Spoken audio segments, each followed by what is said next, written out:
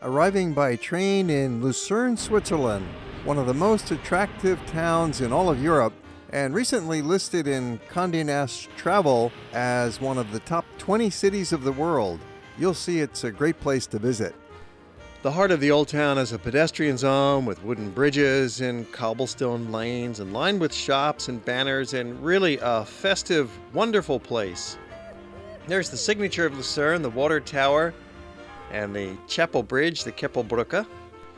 The other major landmark in Lucerne to seek out is the huge Lion Monument. The River Reuss is very scenic, flowing right through the middle of town. Lots of swans and walkways on both sides. And fortunately, our Hotel de Balance is right on the river. Up the next morning for another terrific meal. This time it's breakfast at the Hotel de Balance, which is one of the great moments of our tour of Europe. The buffet breakfast has eggs and sausage and bacon, and this is typical of what you'll find in any good quality hotel throughout Switzerland. Breads, cheeses, fruits, juices, and great coffee. See the laundry bags? Yes, we're heading for a laundromat. It's very convenient. We drop the laundry off in the morning and go out for our day's activities and pick it up in the afternoon. Another nice attraction of this side of town is our favorite chocolate shop, Au Cachet. The stuffed chocolates of Lucerne rival those of Belgium, and they'll stay fresh for a few weeks, so they are excellent presents to bring home. The most exciting, convenient excursion out of town is to Mount Titlis, and it's very easy to get there. You take the scenic train from Lucerne on a 1-hour journey to Engelberg. You can get up to Mount Titlis by tour bus, but as usual, we find it's a lot more pleasant to go by train. The scenery is among the most spectacular you'll find in all of central Switzerland.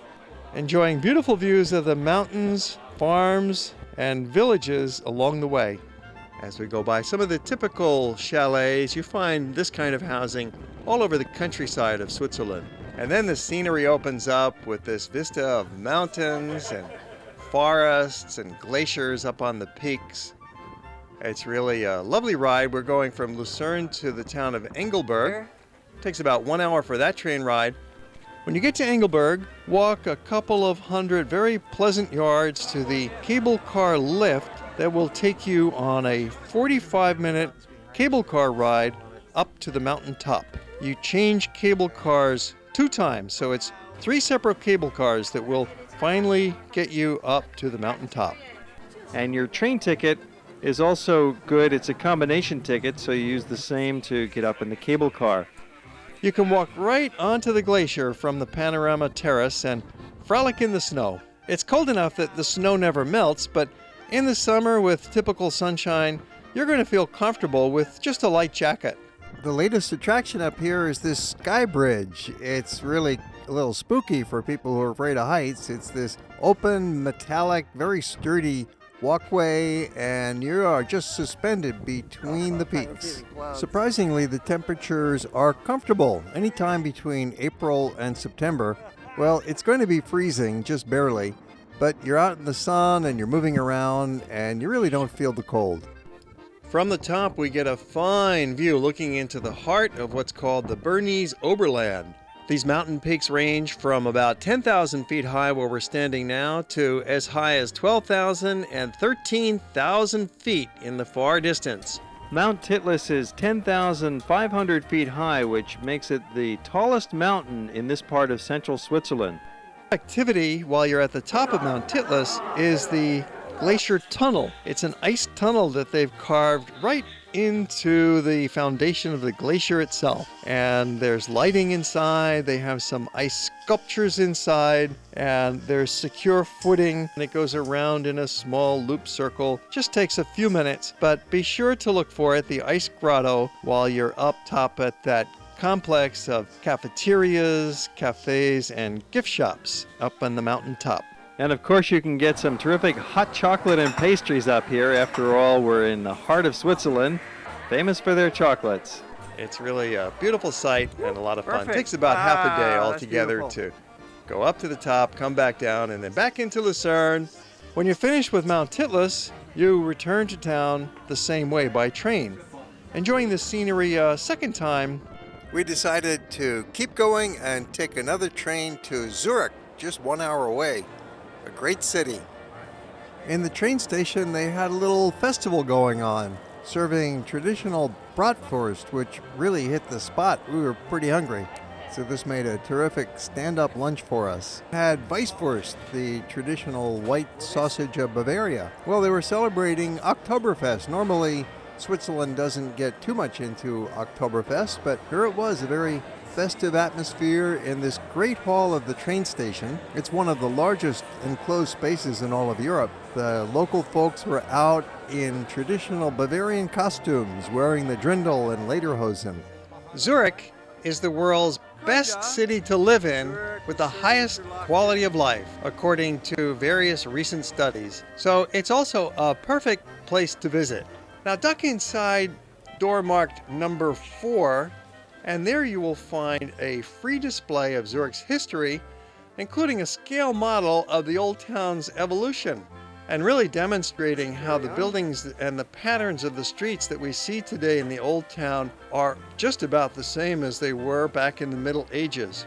One food shop you would enjoy is Schwarzenbach, selling dried fruits, nuts, fresh roasted coffee beans, chocolate, and many gourmet treats, with a casual cafe on the corner and sidewalk tables.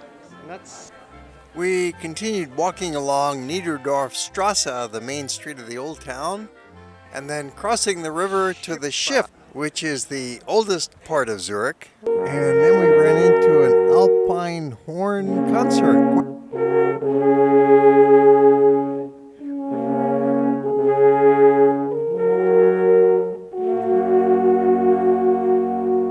Quite a surprise to find them out on a public street performing in the middle of a road, the kind of thing you might expect to see in a nightclub show. Turns out they were performing for a small party at a restaurant nearby, and so we had to listen for a while.